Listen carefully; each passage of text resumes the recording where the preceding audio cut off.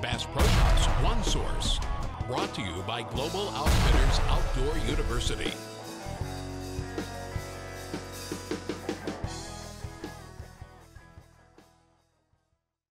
Hello, I'm Sam Hall with Global Outfitters Outdoor University, and I'm here today for Bass Pro Shops, your one source. Now, we've been Arkansas waterfowling with BMW Hunting, and we're back home today, and I want to clean these birds for you. Now, we got out of the blind last night about dark. We bagged our birds, put them in the refrigerator, moved them home. It's perfectly fine to clean these birds today. So what I'm going to do is I'm going to breast one of each out, and I'm also going to pluck one of each of these birds. We'll show you how to cook them in an upcoming episode. Now, I've got 3 wash basins here. I'm going to move my birds through them, and I'm going to de-blood them, and I'm going to get the salt in there. I've got some kosher salt. Any salt will work. And I'm going to put some salt in the water, and that'll allow us to draw some of that blood out of the bird. I've got a knife sharpener, a couple of knives, a pair of snips, and I'm always close to a garbage can. So let's get started cleaning these birds.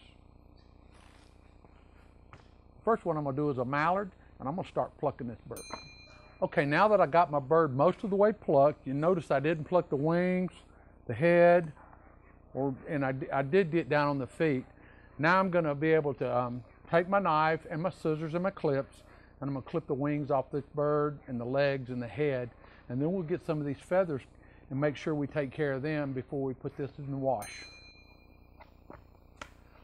So now I have it. I've got my bird completely plucked. I've got my legs, my wings, and my head cut off.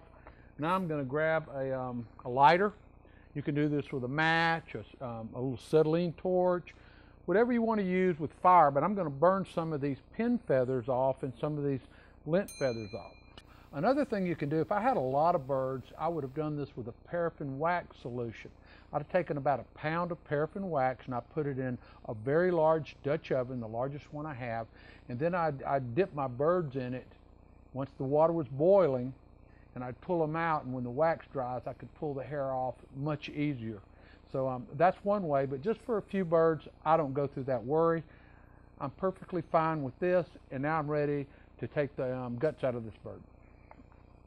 For that, we're going to turn it over.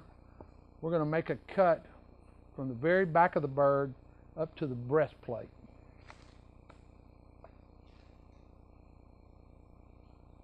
And I'm trying to stay on the surface as not to disturb the intestines.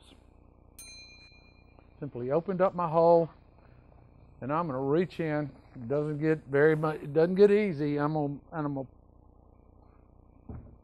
pull the internals out of this bird. This is not the cleanest job in the world. That's why it's always nice to have a couple of bowls of water here.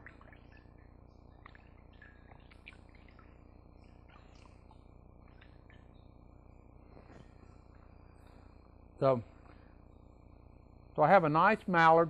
This is a full-bodied mallard. Still got some fat up under it. This was a good migrating bird. It's going to be very good roasted in the oven, and we'll get to that later. We'll move it through my wash pans real quick.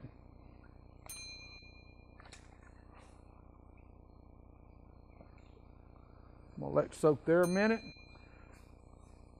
I've got my salt open now. I put my bird from my first wash, knocked most of the blood off of it. Now I'm going to put some salt in the second wash over here, and that will help draw that out before I put it in the final wash. I'm going to let that soak while I work on the next bird. Now, it's quite obvious that we burned up all of our daylight outside before we were able to finish cleaning our birds.